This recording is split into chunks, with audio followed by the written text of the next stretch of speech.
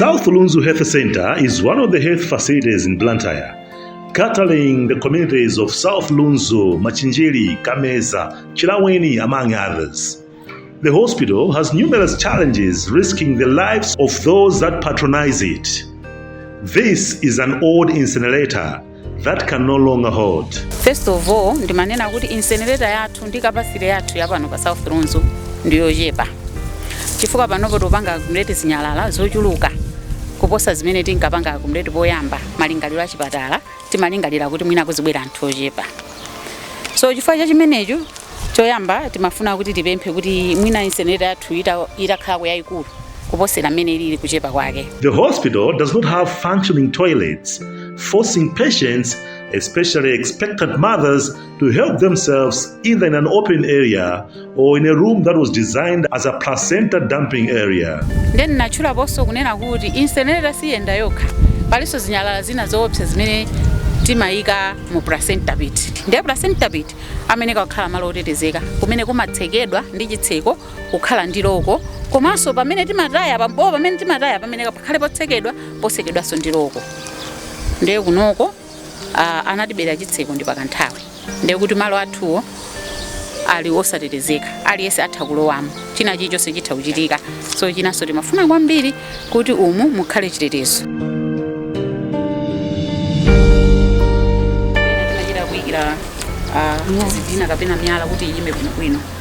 Which inspire kakhala kuti akutembenuka nthawi zina patha kukhala ngozi.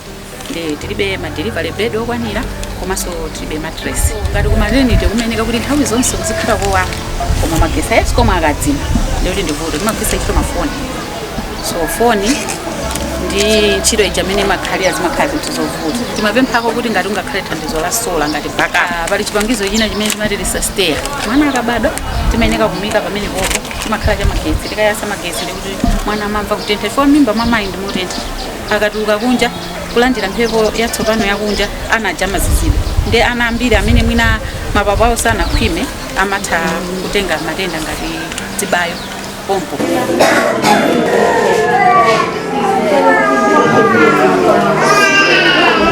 Chifukwa choti wheelchair ndi imodzi OPD kwapangika emergency imakhala tisanayikonza kuyitenganso yomweyo kuita kuti ndiye kuti mwina ngati kunali mbambo oti wangokomoka akukakhalira magazi azimayi amene wachita ku maternity. Ndiye timapempha kuti takhani ma wheelchair awiri ina ikhale side yakuno kuti azimayi athu akamapita ngati kwatumiza kukweza titha kuwanyamula bwinobwino kwapepesa pagazipo.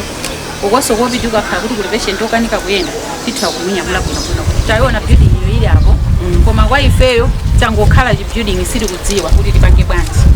Chifukwa building yoyo mwina ikanatithandizira kwa azimayi amene akuzaperekeza mapatient kapenanso mapatient amene nthawi yawo sinakwane yoti achire bweza kumapeza kumpumulo koma akabwera magadiani amagona panja.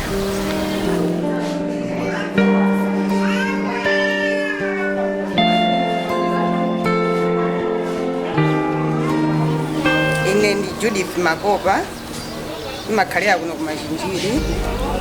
Timagwisa chipatala ntchito cha pa Machinjiri South Lunzu.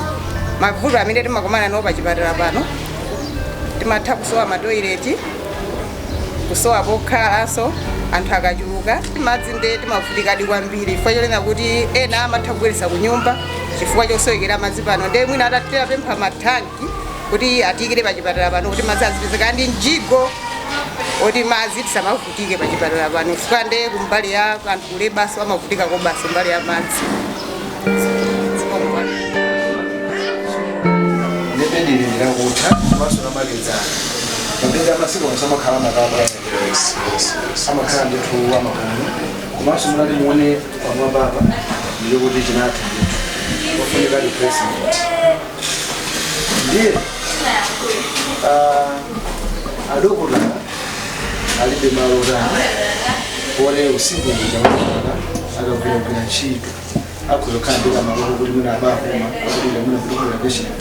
Ndebe imacheka nchokuli amatayali ndikatembera udwala iwo ajakalova amagona pati pompachi. Ndoti wabwera patient afune wamuyeza ndoti patient ujamu mkono pati pamenaso mwatsoka munthu uja wamwalira ndekuti amusunga pati akachitisa mtembo uja wapite wajama kaye pukura ndikugonanso pali ukatentha unomakanga nakusonkhera mbola unomagwira ntchito thunda mayalana nyo chifukwa chokuti panoaazikira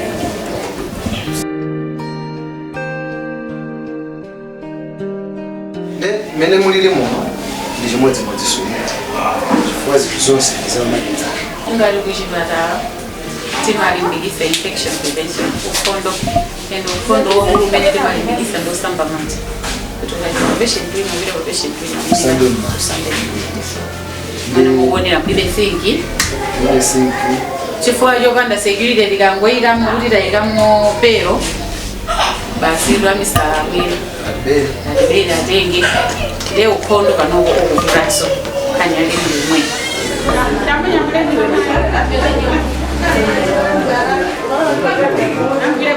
ine ndi Patrick Juliao ndi makhala ku Machinjiri kumukulu pamwe pano pa ambulance makanga ndikuchivuta mwina tikabwera ndi patient amathauzana da ngati mungakhale kangachaiko munthu akasaka ambulance kuti mutenge ku patient wanu mpira nayo kuna pamene mwina tabwera kuno kuti pasaka mwina chithandizo cha ulere ndeti makhala ndama mwina ti papelanga mwina patient ndi mabwerera nayo kunyumba asana thandizo kwina aso mankwala anda amene amakhangatisa kuvuta aso kwambiri pamalopa tikafika mwina tikalembesa mankwala mapasa amapezeka umva mankwala mukagula pamene metabwera kuno timafuna mankwala aulere ndeti makhala kuti tikubwerera kunyumba upanda mankwala.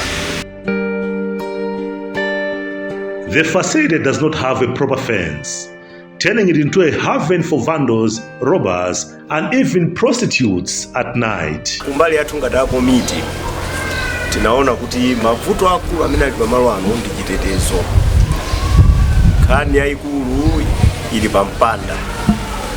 Ndi mpanda utamangidwa pano woyenerera. Ndikukhulupirira kuna kuti malo ano akhala otetezeka.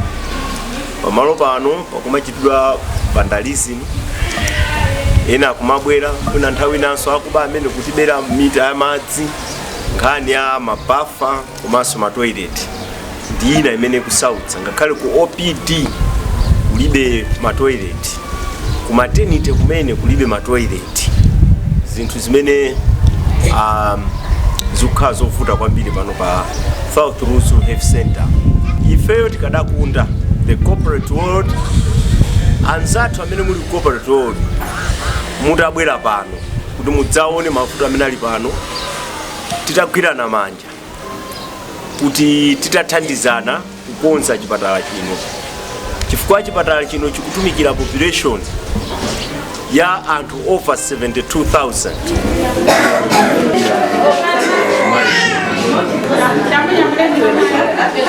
The situation is dire.